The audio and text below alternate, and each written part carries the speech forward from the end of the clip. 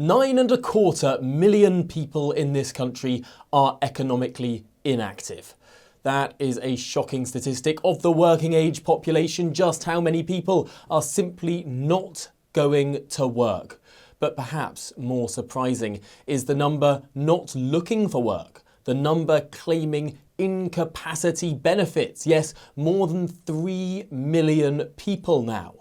And that's a number that keeps on rising. It's risen by 800,000 since the pandemic at least, and we're expected it to rise by more over the course of this parliament. The bill keeps growing, and it is a tricky one. It disguises our unemployment figures. My name's Tom Harwood, and this is GBN Originals. The number of people not working in Britain is a scandal. Despite the fact that we have very low unemployment, this figure is not the one to look at. The unemployment figure measures those who are looking for work. And yet we have parallel systems operating in this country. More people who are on incapacity benefits. There are more people on incapacity benefits than job seekers allowance. When we hear the rate of joblessness in the UK, we look at that figure for job seekers allowance, those who are actively looking for work. We don't look at those who have been signed off, who do not have to work, who can stay at home and receive incapacity benefits of all different kinds. If we go back to the coalition era of government from 2010 to 2015, we saw a revolution in terms of how benefits were handled in this country.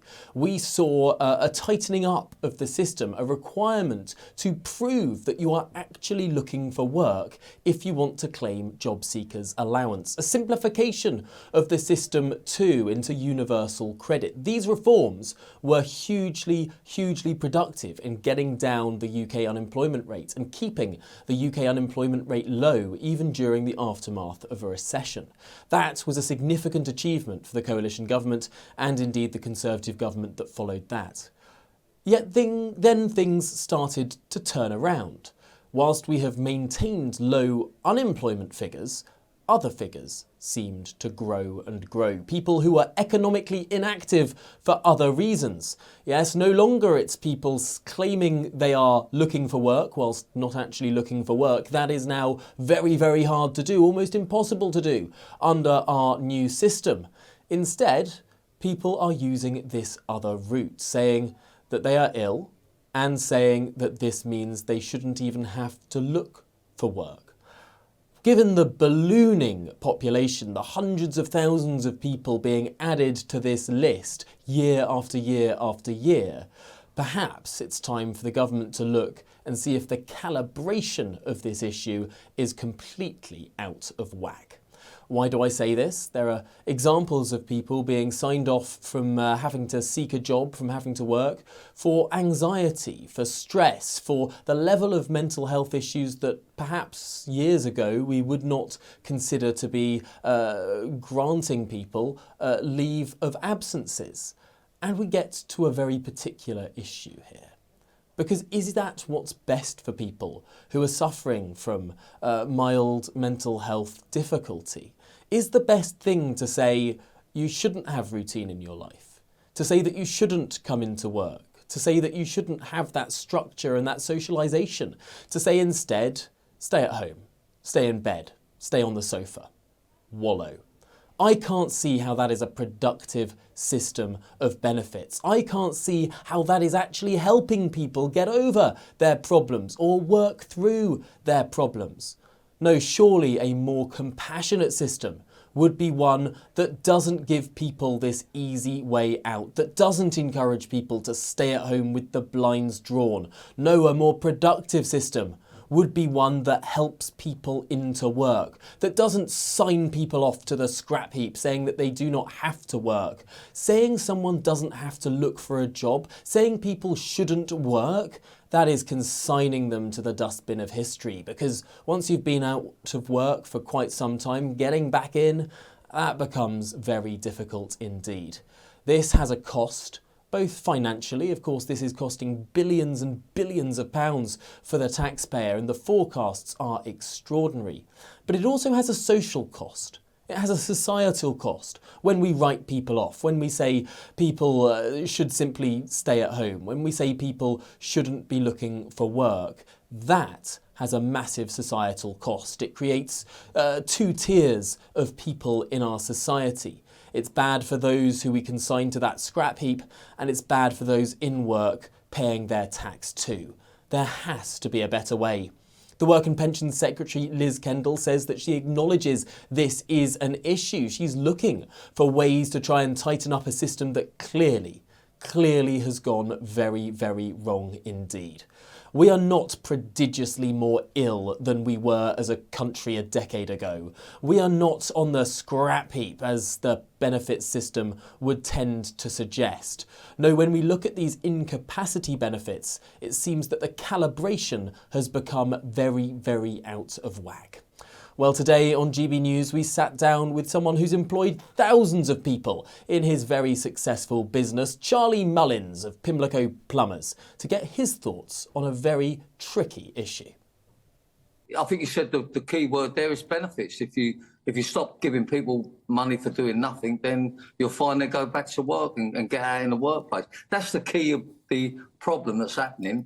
And yes, of course, they're saying that there's, I don't know, 20 or 30% of these million youngsters that are not going to work. They say they have mental health issues, but you know, I'm not so sure about the mental health one, because you know, we've always gone to work, we've always had a million problems out there, and all of a sudden I just think they're sort of building up on excuses. That's my view anyhow. Obviously there's some genuine ones, but undoubtedly the real problem is benefits, giving people money for doing nothing, and we just got to encourage them back into the workplace. I mean, they keep coming up with all these surveys that the survey says this is wrong with them, the survey says they can't get a job. Maybe they should do a survey and find out whether laziness is causing the problem. Well, Charlie, I mean, you've employed thousands of people, of course, in your businesses, and it does seem to me that private businesses tend to understand the word incentive. Private businesses tend to understand how to get people to do things. Generally, you give them money and they will work for you. But there are other ways to incentivise people as well. The incentive structure of our welfare system seems to be people who might be having a bit of a down time, who might be feeling like they're struggling a bit. We're incentivising them, weirdly, to stay in bed, to not leave the house, to not do the very things that actually could get them onto a better footing. For so many people suffering with mental health issues, I bet, I'd be willing to put money on this, the routine, regularity and socialisation of going into work could well be the best thing for them.